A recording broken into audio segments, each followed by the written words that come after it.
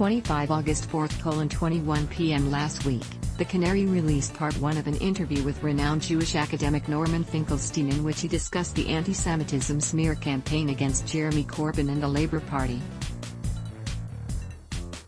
In part 2, Finkelstein speaks about the Israeli state's degeneration into an alt-right country, the complicity of its population in human rights violations in occupied Palestine, and the prospects of a two-state settlement in the possible event of a Bernie Sanders presidency. The far-right love affair with Israel asked about Israeli Prime Minister Benjamin Netanyahu's growing alliance with far-right governments around the world. Finkelstein said he sees a strange fetishization of Israel by the alt-right because of its brutality to the Palestinians. He said, a question was asked by probably the world's leading authority on fascism, Zeev Sternhell. And he raised the question, rhetorically, why are all these alt-right leaders so attracted to Israel? He said, it's because they don't see the Israelis as Jewish.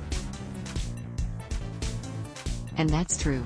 They see them as white Übermenschen, like the alt-right everywhere, the white supermen. He added, there are only two countries in the world that have been polled and show that they support Trump. I think Liberia which probably has a very strange media, and Israel. Israel's overwhelmingly pro-Trump. Not the state, but the country, the people. They're a totally different type, and I think American Jews in particular are now discovering that. Israel is not Jewish. It's not Jewish in any sense that Jews have ever understood being Jewish. Jewish means being progressive, kind of pacifist, and liberal. A nation of murderers. He then went on to speak in strong terms about the considerable complicity of the Israeli population with the occupation and human rights abuses of Palestinians. He said, Israel is a nation of murderers. Now, why do I say that? Because at some level, Israel is a very egalitarian society. Everybody serves in the army, everyone serves. You know, there are the marginal exceptions, which I'm sure you know, but it's a citizen army. Now, this citizen army has periodically been involved in massacres of civilian populations, whether it's Gaza every 2 or 3 years, whether it's Lebanon every 5 or 10 years. And it's been involved now for over a half-century in this occupation, the essence of which is to dispossess and dehumanize the indigenous population. He then goes into some details of the human rights violations that Israel commits. You take the case of the last UN report on Gaza, the Gaza March of Return, and it describes this seemingly endless list of Palestinian children, medics, journalists, and disabled people who are being targeted by the snipers, doing absolutely nothing. Some of them are just sitting under a tree 300 meters from the so-called fence, being murdered. Two-state solution is dead. Asked about the prospect of a settlement of the Israel/Palestine question in the near future, Finkelstein was not optimistic. He said that, for the moment, solidarity activists should focus on pressuring for the lifting of the blockade of Gaza. He stressed, there's no political prospect of two-state, one state, no state, 10 states. It's not on the drawing board now. There's a horrific, illegal, immoral, inhumane blockade of Gaza. We have to focus on what's possible. I think lifting the blockade of Gaza is a possibility. For Finkelstein, there are now a series of impediments to reaching a two-state solution. The game changers have been the open Saudi alliance now with Israel, the fact that there's been a succession of humanitarian crises in the Middle East which have overshadowed the Palestinian question, the fact that there's a completely corrupt, collaborationist leadership among the Palestinians, which is incapable of inspiring any sacrifice by Palestinians or inspiring people abroad, and there has been the fact that the struggle has died in the West Bank. There has not even been any political mobilization in the West Bank in support of Gaza. It's nothing. There is no resistance anymore.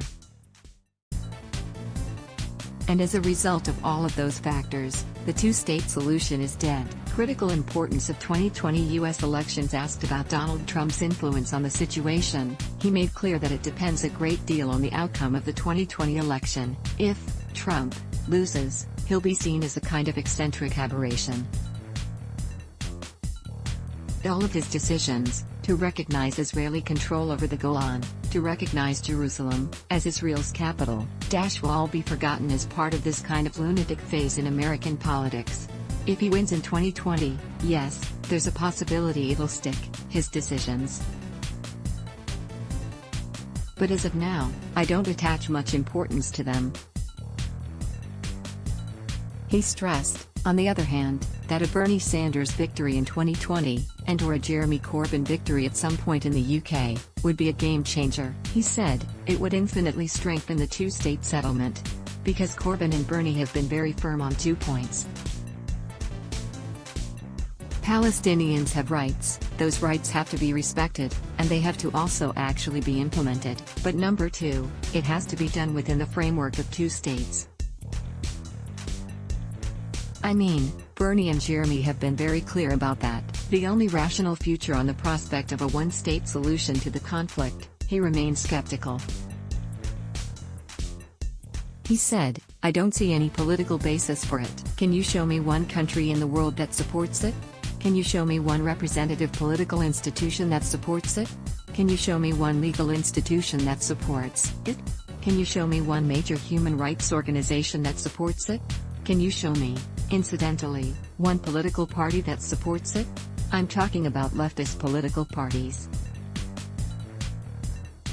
Of advocates of the one-state solution, he said, these are posers and fantasists. It's nothing to do with politics. Is there at this point in time any likelihood that the consensus is going to radically shift in the near future or foreseeable future? I don't see evidence of it. Politics is not like a baby shaking a rattle, this is what I want. Politics is what you desire, for sure. It's aspirational. But it's always constrained by what's possible at the given moment. What's the most you can extract from the given moment that will bring you closer to the future that you aspire to? Finkelstein concluded by affirming that he doesn't support the system of nation-states at all, but that this is not on the cards at this point in history. So I don't support 2 states. Actually, I don't support one state. I support no states. That's the future to which I aspire. I think it's the only rational future. You can't solve any of the problems confronting humanity today, beginning with climate change, within the framework of nation-states. But I also recognize that, within the current moment, we can't extract anything that doesn't function within the world of nation-states, and we have to accept that, even though we recognize, as an ultimate solution, that nation-states have to go. Source: The Canary / Days of Palestine, edited for IMEMC, Ali Salam. Let's block ads.